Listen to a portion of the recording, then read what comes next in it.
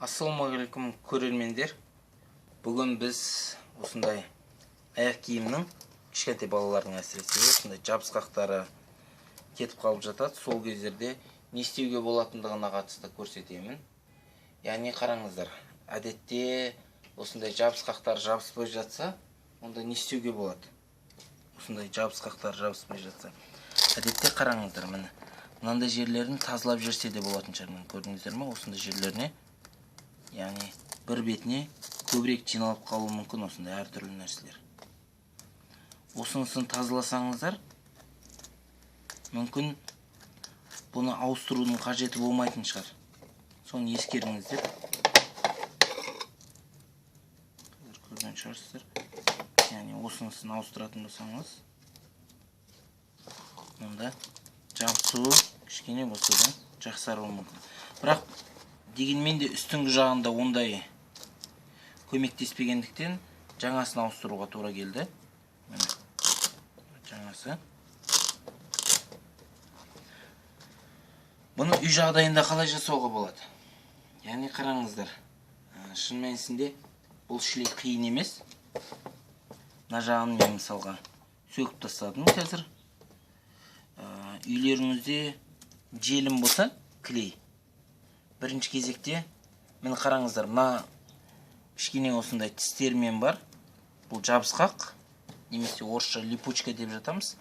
Осы липучканың мынандай қатты-қатты жақтары, мына жағы жұмсақ.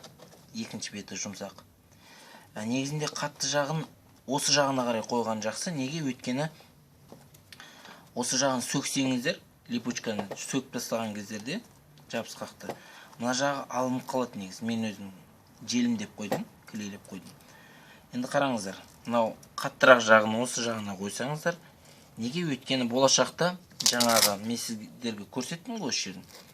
Мынау қаттырақ жағын ауыстырмайсыздар да. Болашақта егер мынандай жұмсақ жағы кетіп жатады, жиі сол себепті осы жағын ғана ауыстырасыздар, мынау астындағысы қала береді. Сол себепті мына жағына қойыңыздар деп жатқаным, мына жағын сөкпейсіздер сонда. Сөккен кезде толығымен сөгіліп түсіп қалады деп жатырмын да, мына жібі. Сол себепті сіздер мына жағына қаттысын қойыңыздар, мына жағына жұмсағын. Яғни қазір тікпес бұрын біз бірінші желімдеп алайық. Желімдеп алайық. Ұстатып қою үшін.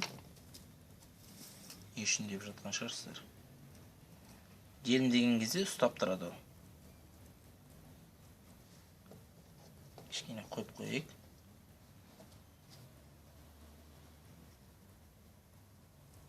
Кішкене болса да желімі кепсін. Қалай желімдеуге қатысты, күтуге қатысты мен осы жоғар жағына қарай қойып қоям. Яғни соңында сіздер білетін боласыздар. Бейнероликтің жаңа айтқандай тағы бір жайт бар. Кейбір кездерде мынау артығымен болуы мүмкін. Бұны кейінірек қырып тастауға да болады. Мына сәл артығырақ, мына жағы. Оны кейінірек қырқуға болады. Міндетті түрде бірден қырқудың қажеті жоқ. Сонда сіздер қателеспейсіздер қырққанда. Мына жерлерін көріп отырсыздар ғой, артық. Оны кейінірек қырып тастауға болады. Осындай жіптер салбырап тұратын болса, бұларды қырып тастаған жөн. Сөккен кездегі алып кеткен жіптер. Енді тігуге қатысты келетін болсақ, тігуге қатысты қандай жіпті қолдануға болатындығына қатысты кәдімгі жіп емес. Осы арнайы жіп, оған қатысты осы видеороликтің соңында онда қойып қоятын болам. Кәдімгі жіп болмайды бұған. Бұның жібі ерекше. Бірақ кәдімгі ине. Кешіріңіздер ме, қолым қара болып тұрғанына, бармақтарым. Өйткені жұмыс істеп жатқан қол. Сол себепті аса қатты мән бермесеңіздер алғысымды білдіретін едім. Сонымен осындай кейініректе қырып тастауға болады бұндайларды. Шығып тұрғандарды. Яғни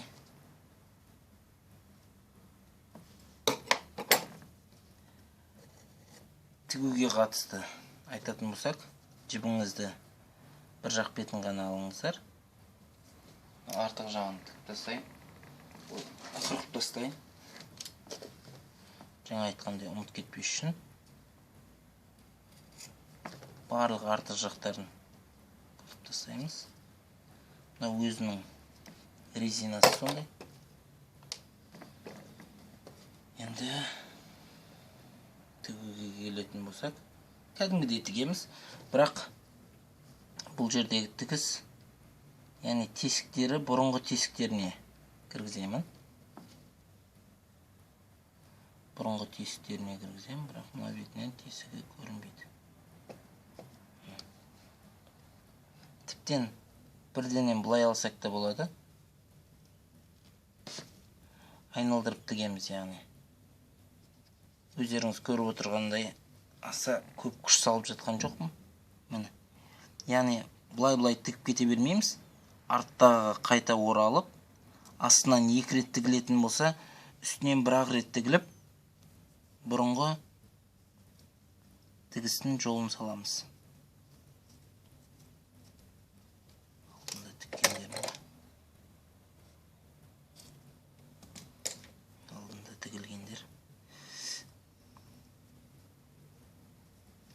Бір ғана қабаттамаймыз, бір немен ақ жүріп өтеміз.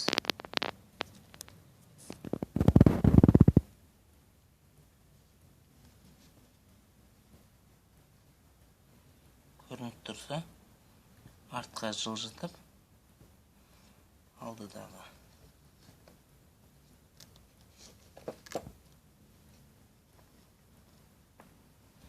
бір немен жүріп отырмын. Тартып қою керек. Арттағы бір қадаммен, алдыдағы бір қадамда бір тесікті іліп алып кетіп отырмын. Көрініп тұрған шығар. Міне осылай айналдырып тігіп шығу қажет болады. Осылай айналдырып тігіп шығамыз. Сонда астындағы осындай жабысқақтың бір бетін іліп шығамыз. Мен қазір тігіп шығайын. Сіздерге сосын біткеннен кейін көрсетемін. Енді сонымен бітірдік. Тігіп тастадым. Негізі менде, сіздерге инемен көрсетіп жатырмын ғой жаңа. Негізі менде үйде осы тігім машина бар. Сол себепті мен негізі соның көмегімен тігем. Бірақ сіздерге түсінікті болсын деп мен әдейі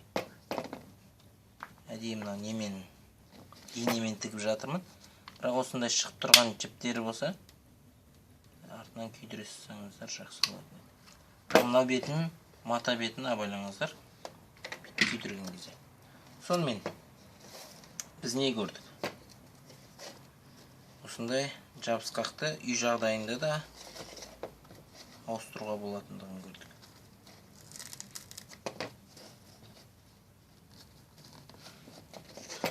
Сонымен жазылыңыздар біздің каналға. Өздеріңіз үй жағдайында осылай аяқ киім жөндеуді үйрене беріңіздер. Басқалармен де бөліссеңіздер жақсы болар еді. Өйткені жаздың күні балаларда осындай жабысқақтары